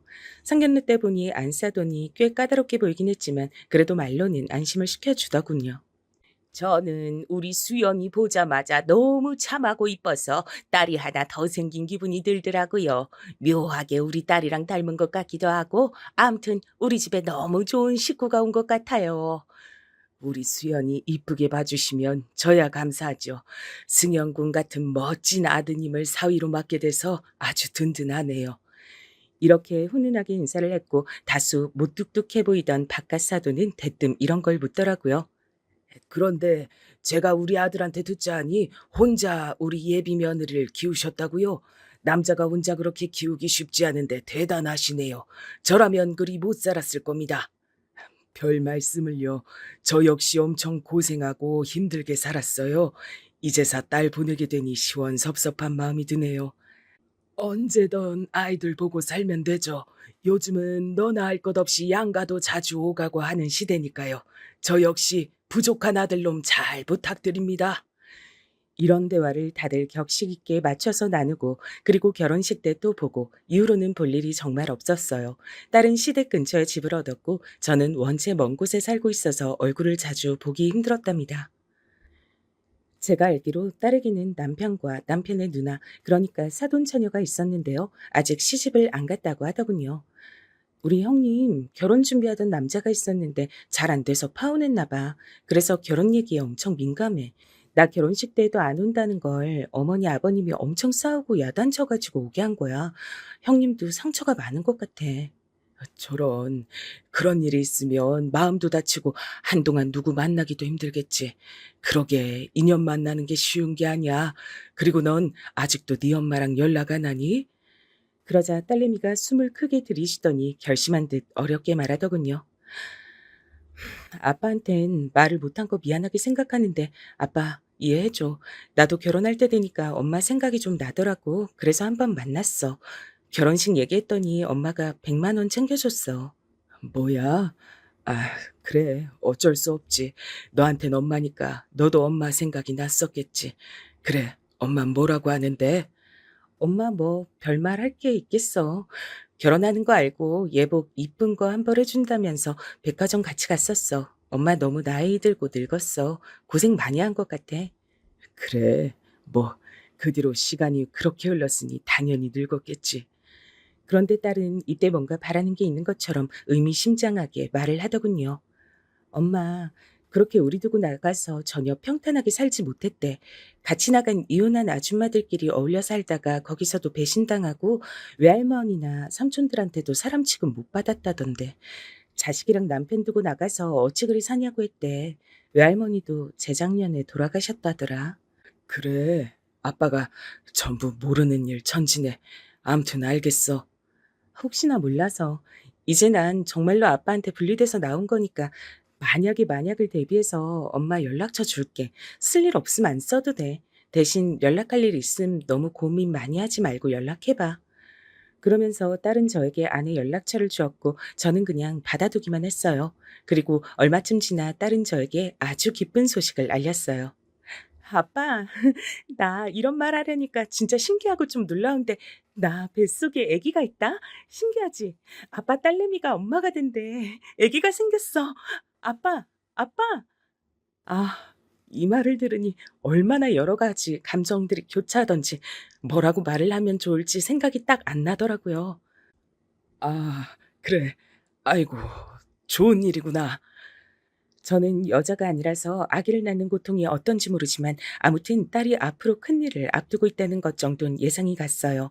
그리고 여러모로 딸이 걱정스럽고 안쓰럽고 그저 마음이 쓰일 뿐이었죠. 그러고 한 달쯤 지나 딸과 사위가 함께 밥을 먹었는데 사위는 여전히 절 어려워하더군요.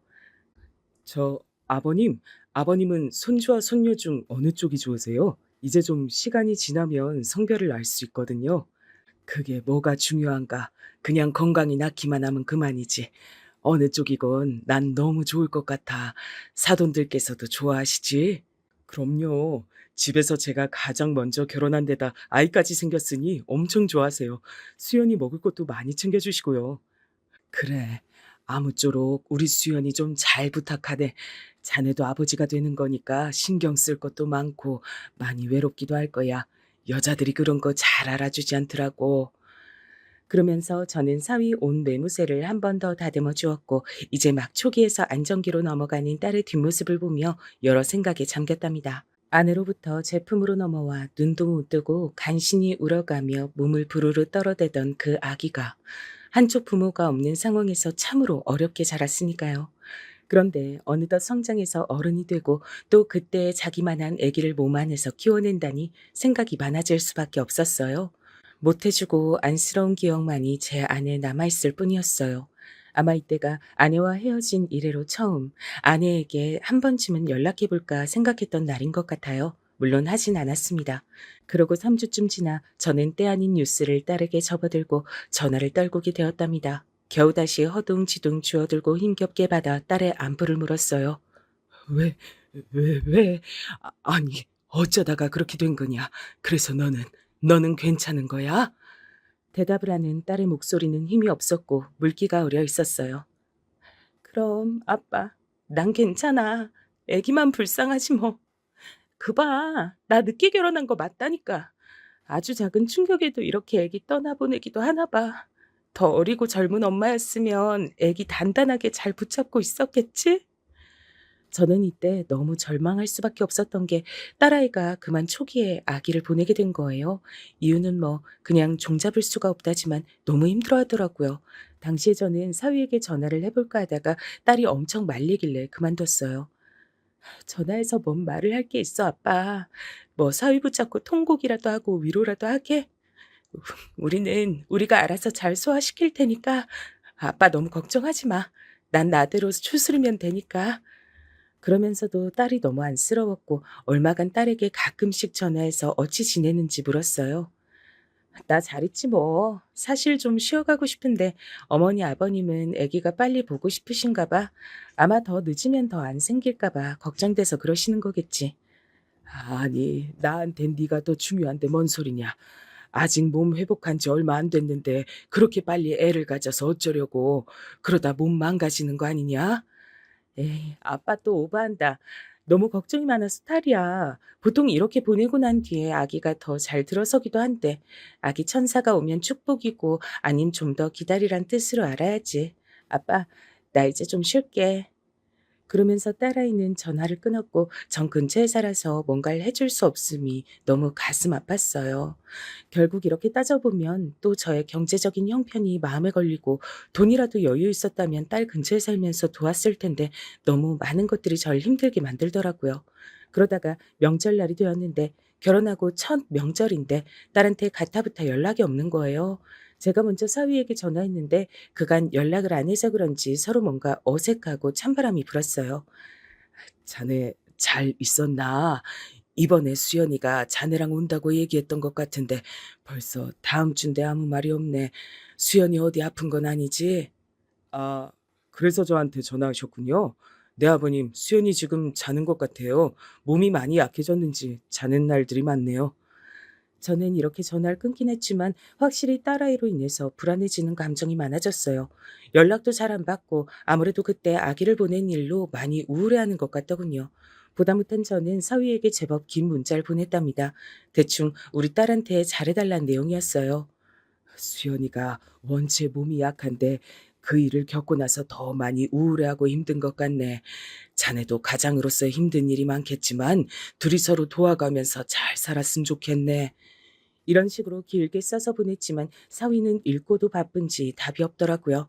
그 이후로 딸은 가끔씩 연락이 되긴 했지만 저희 집엔 잘 오지 않았고 계속해서 건강이 안 좋다는 말만 했어요. 아빠, 별건 아닌데 내가 요즘 몸이 너무 안 좋아서 약을 먹고 있어.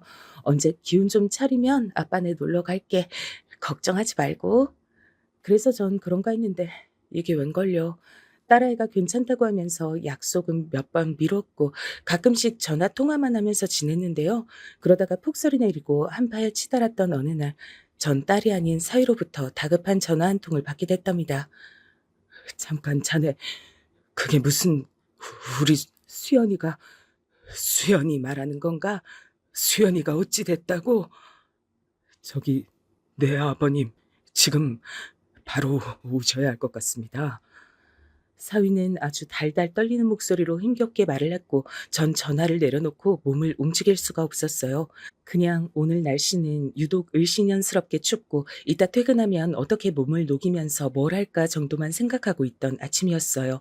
그런 날에 딸이 어젯밤을 기점으로 해서 사망한 것 같다는 연락을 사위로부터 받았어요. 저는 방바닥에 발이 묶여버린 사람처럼 일어날 수가 없었어요. 그러고 택시를 타고 움직이는 길에 그때 처음으로 거의 수십 년 만에 딸아이가 주었던 전 아내의 연락처로 전화를 걸었어요. 여보세요? 누구세요? 나야, 수연이 아빠. 그러자 아내는 잠깐 숨이 멎은 듯 말이 없더니 겨우 그러냐고 답을 하더군요. 이때 저는 더 어쩔 것도 없이 말이 마구 튀어나와 제어가 되지 않았어요. 지금 당장 와야 해. 수연이가 나도 지금 연락을 받았어. 당신 지금 와야 해. 응? 무슨 소리야? 당신 말을 좀 알아듣게 해. 수연이가 하늘나라에 갔대. 사위한테 연락받았어. 아, 그게 무슨 말이야? 세상에, 말도 안 돼. 어디라고 지금? 이리하여 저와 아내는 정말 얼마 만에 얼굴을 마주한 건지 모르겠더라고요. 하필 그렇게 해서 만나게 되는 계기가 우리 둘 사이의 유일한 공통점이었던 우리 수연이 때문이라니. 게다가 그 수연이는 우리 곁에 없다니 말이 되나요? 장례를 치르면서 저와 아내는 그 어떤 언쟁도 하지 않았어요. 저도 처음에는 아내가 저를 보자마자 제 탓을 하지 않을까 싶었어요. 제 탓을 하는 자체가 이상한 거지만 워낙에 상식이 없는 사람이니까요. 하지만 아내는 와서 되도록 울지 않았고 이래저래 감정을 드러내지 않고 사람들을 맞았어요. 침울한 얼굴의 사위를 그날 처음 본 아내는 많이 묻지도 않고 형식적인 것들만 제게 묻더라고요. 수연이한테 마지막 연락이 애기 보냈다는 말만 들었는데 그게 이유인 거야? 글쎄, 나도 모르겠어. 사위도 그렇고 다들 그 때문인 거 아니냐고 생각하는 것 같아. 딸은 정말 싸늘한 주검으로 발견됐고 처음에 그걸 알아차린 사위도 엄청난 충격에 휩싸인 듯 했어요. 결혼한 지 1년 남짓, 이제 막 지난 신혼부부였으니 얼마나 고통이 크고 충격이 컸을까요? 사돈 쪽과 아주 형식적인 이야기들만 나눴지만 마음은 전혀 정리되지 않았어요. 당연한 것 아닐까요? 이때 안사돈이 조심스럽게 말을 꺼내더군요. 아무리 봐도 우리 수연이가 아기 때문에 많이 상심한 것 같아요. 우리 아들 말론 평소에도 우울증이 있었대는데. 평소 우울증이요? 우리 수연이한테요? 그런 건 없었던 걸로 기억합니다만. 아무래도 그런 게 있으니까 그런 선택을 했겠죠. 그리고 이렇게 혼자 된 우리 승연이가 너무 짠해서 원. 아니 저기 사돈도 상심이 크시겠지만 쟤도 보통 충격받은 게 아니거든요. 휴, 저는 이때 제 마음을 추스릴 수도 없었지만 당장 사돈 댁에도 여러모로 면목이 없어지더군요. 딸을 잃은 슬픔만 하겠냐고 말들이야 그렇게 하지만 엄연히 남이었고 이제도 남이 될 관계잖아요. 좀 야속하게 들릴 만한 얘기들을 그제서 하는데 듣기 힘들었어요. 그래서 그렇게 괴로워한다는 사위를 붙잡고 물었는데요. 저는 뭔가 계속 개운하지 않았답니다. 수연이가 나랑 연락도 점점 줄어들긴 했어. 근데 얘가 이런 말은 좀 그렇지만 정말 그렇게 갔다는 게 믿기지 않아서 그러네. 무슨 다른 일은 없었나? 다른 일이 뭐가 있겠습니까? 저도 알 수만 있다면 알고 싶어요, 아버님. 지금 저도 너무 마음이 힘들고 다시 연락드리겠습니다, 아버님. 이러면서 사위는 제 앞에서 사라졌고 저는 얼마간 집에서 움직이질 못했어요. 그러던 중 전 아내가 연락이 대뜸 오더니 우리 집으로 오겠단 거예요. 무슨 일이야? 뭐 때문에 오려고?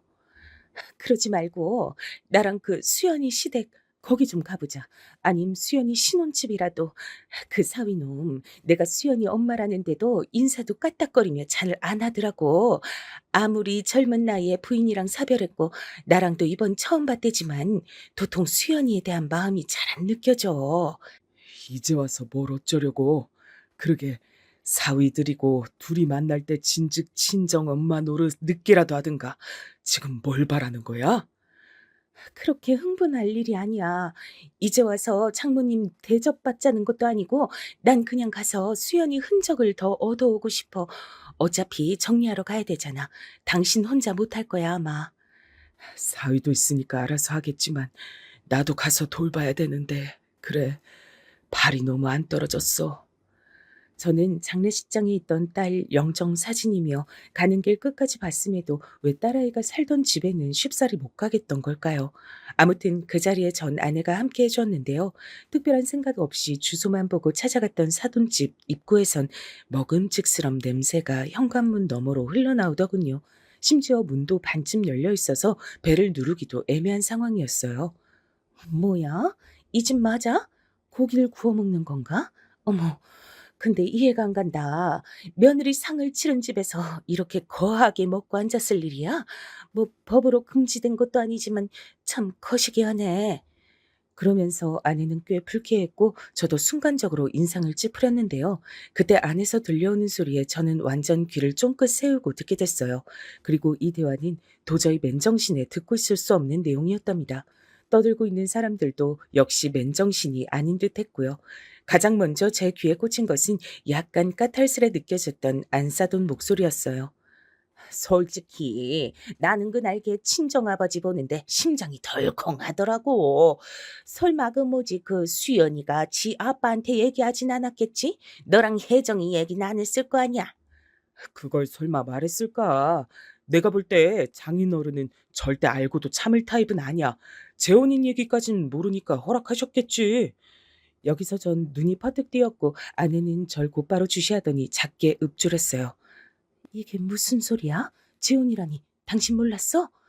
저는 이때 고개를 끄덕였고 이후로 이어지는 말을 하나도 놓치고 싶지 않아 숨을 들이마셨어요.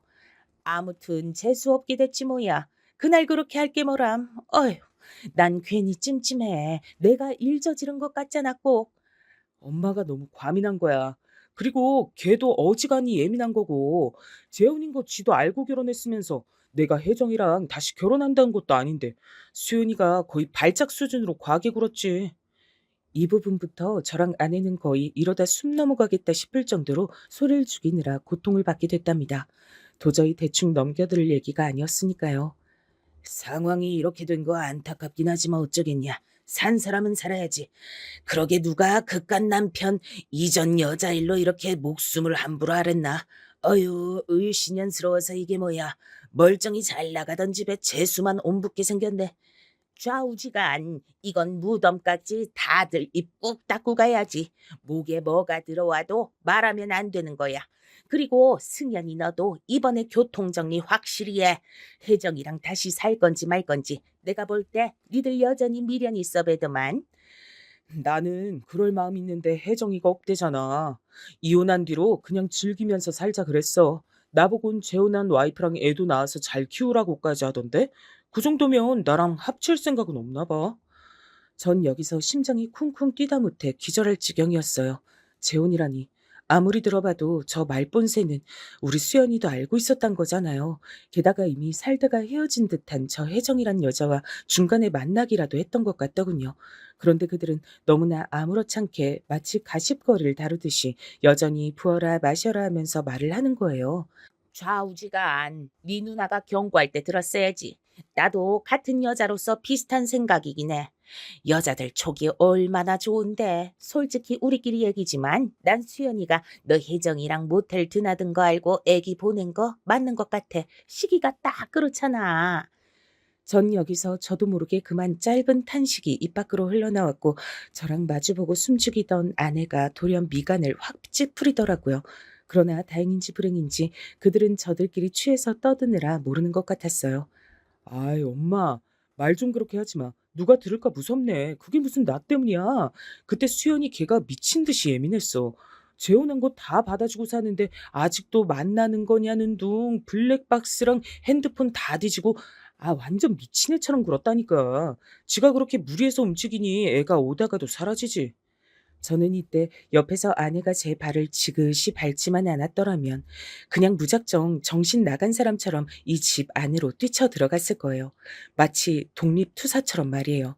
아내는 절대 안 된다고 기다리라고 아주 무섭게 인상을 쓰면서 절 제어했어요.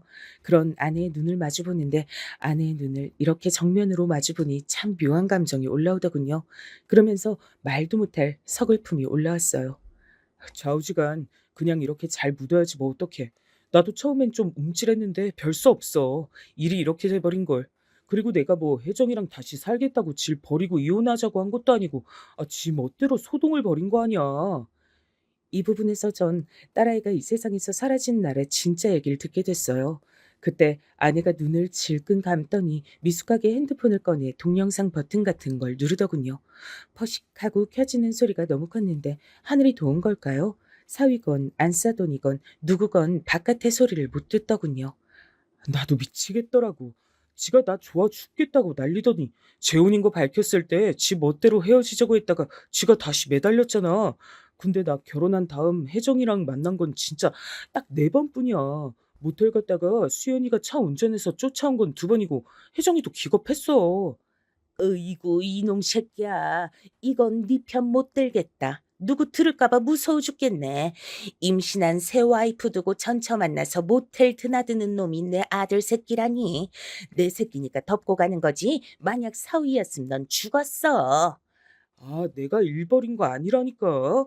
혜정이가 갑자기 연락 오더니 그날따라 분위기가 그래서 암튼 2년이나 같이 살았던 부부니까 오랜만에 보고 마음 맞을 수도 있는 거지. 하여간 수연이게 진짜 그날 귀신 같았어. 차에서 내리는 거 보고 내가 다 애가 떨어질 뻔했다니까. 저는 이 말을 들으면서 속이 타다 못해 썩어 문드러져서 덩어리로 뚝뚝 떨어지는 느낌이 들었어요.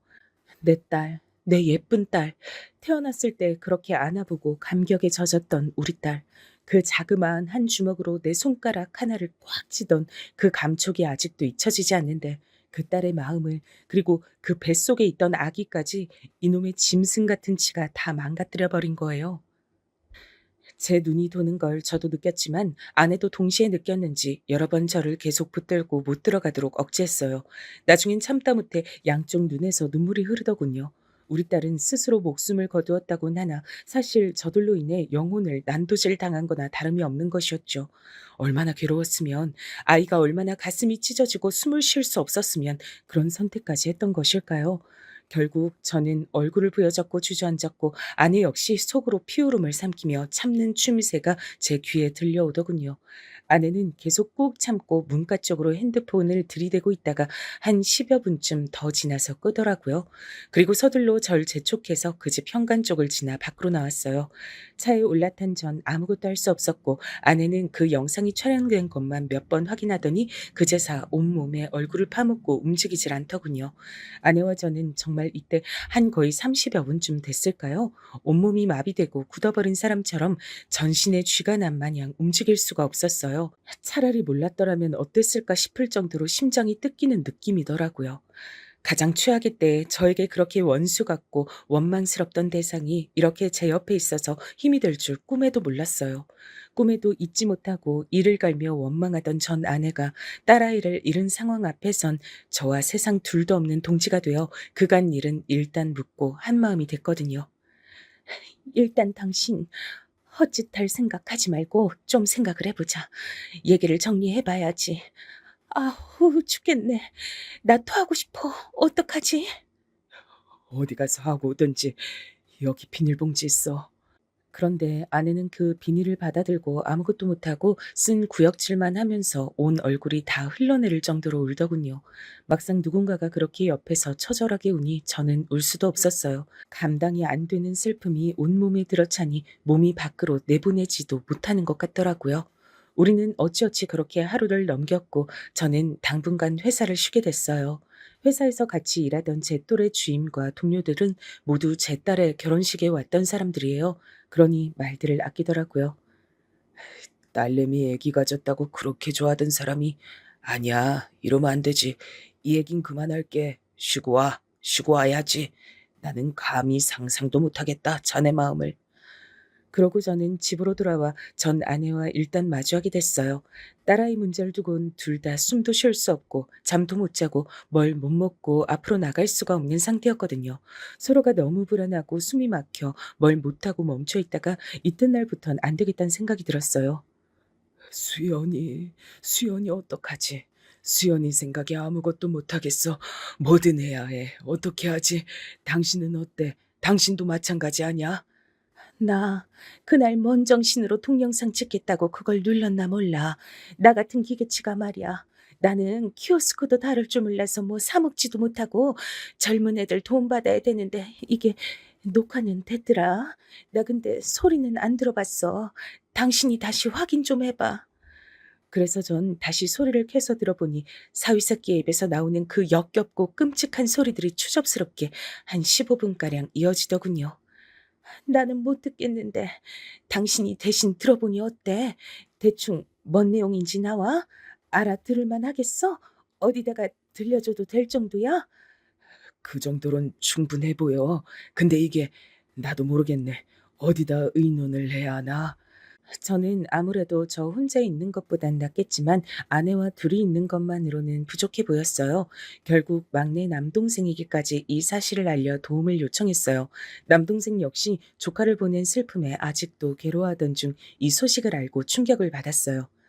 형, 내가 주변에 좀 알아볼게. 우리 처조카가 변호사잖아. 뭐든 정보를 좀 얻을 수 있겠지. 그거 영상 나한테 좀 보내줘. 이렇게 해서 남동생에게 일단 넘겼지만 저는 가만히 앉아 기다릴 수가 없어 사위에게 연락했어요. 아, 네, 아버님. 오셔서 수연이 유품 가져가신다고요? 핸드폰이요? 핸드폰은 못 봤는데. 수연이 핸드폰이 왜 없겠어? 그 집에 있을 거 아니야. 걔가 그날 그러기 전에 핸드폰만 어디다가 버렸을 리가 없잖아. 집에서 그런 일을 벌였는데 나 지금 거의 다 왔으니까 문 열어봐. 저는 사위에게 미리 말하지 않고 바로 들이닥쳐서 찾으러 들어갔고 서희는 무척 짜증난 얼굴로 문을 열어주더군요. 그 아버님, 안 그래도 제가 모시려고는 했는데 저도 정신이 없어서 저기 제가 같이 찾아드리겠습니다만 비켜. 자네랑 할 얘기 없으니까. 네? 아니 갑자기 저기 왜 그러세요 아버님? 저한테 뭐. 저는 여기서 곧장 사위를 돌아보며 말했어요. 수연이 자네가 죽인 거야. 그렇게 하자. 자네도 그렇게 알고 있지? 그러자 사위는 지나가다 우박이라도 맞은 얼굴로 절 쳐다보더군요. 아버님, 저 지금 하나부터 열까지 하나도 이해가 안 갑니다만 그게 대체 무슨 말씀이세요? 좀 이해를 시켜주셔야. 여기가 안방인가? 그거 비켜보래도. 저는 아직도 수연이 흔적이 보이는 화장품들이 질비하게 놓여있는 화장대 쪽을 보았어요. 거기에는 자주 들고 다니는 듯한 작은 가방들이 있길래 무조건 손을 집어넣어 핸드폰을 찾았죠. 남동생이 저에게 핸드폰은 꼭 필요하다고 말했거든요. 증거가 많으면 많을수록 좋으니까 되도록 그 조카 사이놈 거슬리긴 하지 말고 핸드폰만 찾아서 나오면 될 거야. 사실 저기 형수님이 녹음해둔 영상만으로도 증거가 되긴 할 텐데 일단은 불법 녹음이니까 뭐가 더 있으면 좋을 것 같아. 그리하여 저는 핸드폰을 손에 꼭 쥐었고 서희는 이때 엄청 소스라치게 놀라더군요. 제가 이렇게 불시에 올 줄 몰랐던 것 같고 자기를 향하는 태도가 급변한 거며 어쩌면 지한테 아주 불리할 수 있을 핸드폰이 저한테 넘어간 걸 보니 표정이 이상해지더라고요. 아버님, 저기 잠깐요. 지금 바로 가시게요? 저기 여기 수연이 물건 더 있는데 더 보시고 잠깐 좀 더. 아니, 나 가야 돼. 밖에 차 세워놨어. 잘 있게나. 저는 일단 찾은 건 찾았고 당황하는 사이놈 얼굴을 보니까 더더욱 이대로 조용히 나가야겠더군요. 정말 신발을 대충 고쳐 신고서 막 나가려는 차에 사이는 또 저를 붙잡으려는 거예요. 아버님, 잠시만요. 어디 가시게요? 이러다가 거의 몸이 부대끼면서 핸드폰을 떨굴 뻔했고 저는 억지로 몸을 굽혀서 문을 박차고 그대로 뛰어나갔어요. 이놈 새끼는 얼마나 속이 쫄아들었는지 끝까지 덩치 큰 놈이 제 차까지 따라붙는 통에 저도 숨이 안 쉬어질 정도로 긴장됐어요. 아버님! 곧장 저는 시동을 걸고 횡하니 나가버렸고 한참 나가 사거리쯤 가서야 겨우 숨을 돌렸는데 이때 여차하면 큰 사고를 낼 뻔했죠. 진짜 뭔 정신줄로 쭉 나왔는지 아직도 기억이 안 날 정도니까요. 그러고 나와서 우리 집에서 열어본 딸의 핸드폰 안엔 저만 봐선 감이 다 안 잡히더라고요. 아내는 이때 열어서 보더니 톡이며 메시지며 사진첩이며 이런 것들을 다 보더라고요. 수연이 나랑도 연락을 해왔으니까 이기 집에 초음파 사진도 보내주고 있는데 어디 봐봐. 그런데 거기 안엔 딸이 사위와 나눈 통 메시지가 있었어요. 그 내용들을 보니 왜 그렇게 사위가 발악을 하고 쫓아왔는지 이해가 되더군요. 이후로 저한테 연락을 할 법도 한데 안 하는 걸 보니 포기한 건지 아님 멍 꿍꿍인지 알 수가 없었어요. 이놈 새끼, 이거 봐봐. 수연이 말은 쌍무시하네. 와, 여기에도 증거랄 게 있어. 수연이가 저놈 새끼 바람 피우는 거 찍어다가 증거로 몇 번 보냈었어. 근데 이 새끼가 잡아떼는 거잖아, 지금. 이거 뭐지? 서방님 조카한테 보내야겠네. 결국 우리는 머리를 쥐어뜯어가며 보다가 봐도 잘 모르겠어서 우선은 동생네 보냈고요. 저는 더 참을 수가 없어 사위새끼가 아닌 안사돈에게 전화를 걸었어요. 우리 수연이 그쪽 집 때문에 그렇게 된 거 알게 됐어요. 저 승현이 새끼랑 그놈이랑은 노란한 전청가 뭔가 싹 다 고소할 거예요. 사별 전에 둘이 외도했고 놀아났고 우리 딸은 그 때문에 지 애기도 보내고 본인 목숨도 잃었어요. 저는 그쪽 아들 그냥 두지 않을 겁니다. 하지만 이 집 안사돈도 그 자식의 그 어미라고 보통 인간은 아니었더라고요. 불쌍한 우리 수연이 처음부터 이런 집이랑 엮이면 안 됐었는데 지옥 불구덩이에 들어갔던 거예요. 듣자 하니 말을 진짜 거침없이 막 하시는데 증거 있으신 거예요? 이거 사람 괜시리 윽박 지르고 하시는 거 나도 다 걸어서 소송할 거예요. 우리 승연이한테 연락 받았는데 겁도 없이 남의 집 자식을 갖다가 그따위로 부르시네요. 어디 결혼한 지 1년도 안 돼서 재수 온 붙은 짓거리 하는 딸년을 보내놓고 뭐요? 제 마음 같아선 이 말 듣고 곧장 쫓아다 다 깨부수고 싶었지만 전 아내와 남동생의 만류와 지도로 인해 참았어요. 그리고 조용히 변호사를 통해 충분히 상담을 하고 해서 증거들을 가지고 이들을 고소했죠. 상간 소송부터 시작하니 그쪽 전처인지 뭔지 아는 여자애는 난리가 났더군요. 전 진짜 몰라요. 아무것도 몰랐어요. 전 남편이 전 남편이 진짜 자긴 결혼하지 않았다고 했단 말이에요. 왜 제가 소송을 당해요? 이런 와중에 사위도 개떡 같은 반응을 보였답니다. 아, 진짜 듣자 하니 무슨 개소리세요. 제가 수연이를 그렇게 만들다니. 어디서 개떡 같은 내용들을 증거랍시고 가져와서 저 진짜 자다가 괜히 어디 두드려 맞는 느낌이에요. 자신 있으세요? 제가 무슨 바람을 피워요. 수연이도 제가 재혼인 거 다 안다고요. 그냥 전처 만나고 온 거예요. 하지만 딸 핸드폰에 있는 통 내용이나 바람 피운 증거를 모아둔 내역들이 싹 다 정리가 되어 외도 증거로서 채택이 되긴 했답니다. 이후로 소송 방향이라든지 이런 것들이 우리 눈에 시원치 않았어요. 돈을 얼마를 받는다 한들 많이 받아도 적게 받아도 그렇게 속이 풀릴 것 같진 않겠더군요. 결국 저는 그 전철한 여자애를 몰래 만났어요. 아내와 함께요. 이혼하고 전 남편 좀 만난 걸로 상간 옆골이 붙기 싫지? 근데 당신 때문에 우리 딸이 저렇게 됐어. 무섭지 않아? 근데 우린 다 필요 없어. 저놈 새끼랑 가족들만 다 뒤엎어버릴 거야. 그쪽이 좀 도와줬으면 좋겠는데. 제가 뭘 어떻게요? 저 진짜 몰랐어요. 제발 한 번만 봐주세요. 저희 엄마 알면 진짜 쓰러져요. 그쪽이 알고 있는 거, 저 승현이 새끼 뭐 부숴버릴 만한 거 아는 거 없어? 우리도 뭔가 시원하게 복수하는 게 있어야 이제 다 잊고 접을 거 아니야. 그건 근데 저는 정말 잘못 없는 걸로 해주세요. 진짜 제가 모텔 가고 싶어서 간 게 아니고 전 진짜 와이프 있는지 몰랐다니까요. 됐고 빨리 말해. 뭐 없어?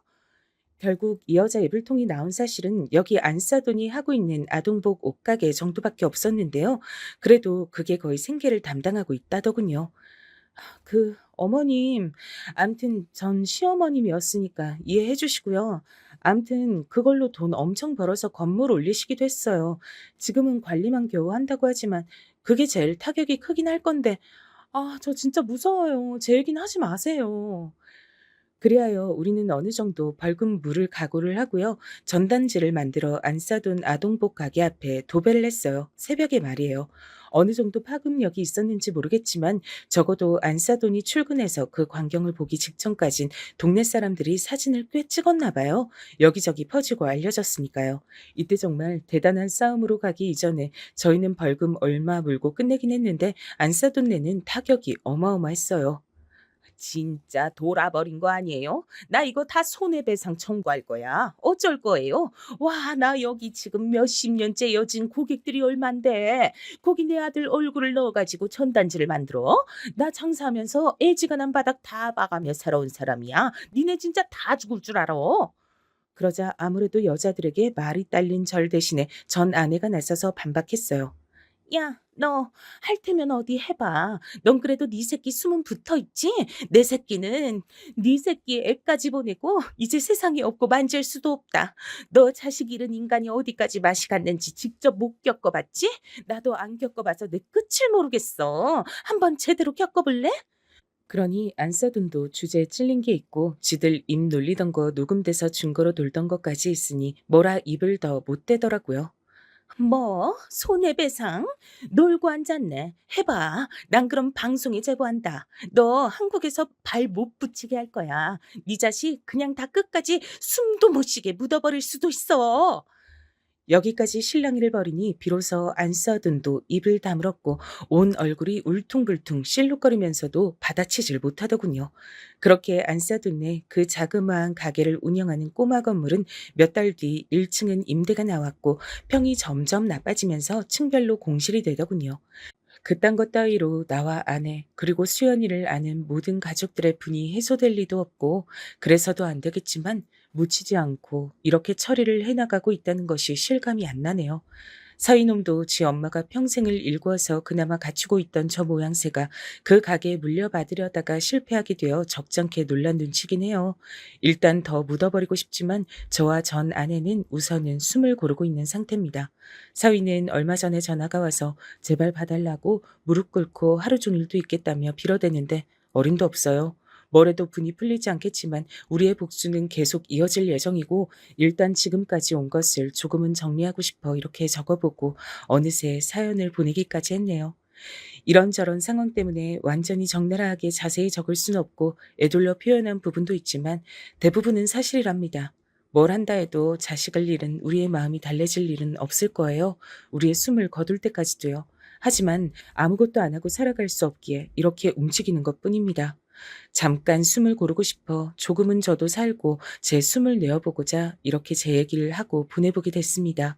긴 얘기 들어주셔서 감사하고 또 감사할 뿐입니다. 건강하십시오.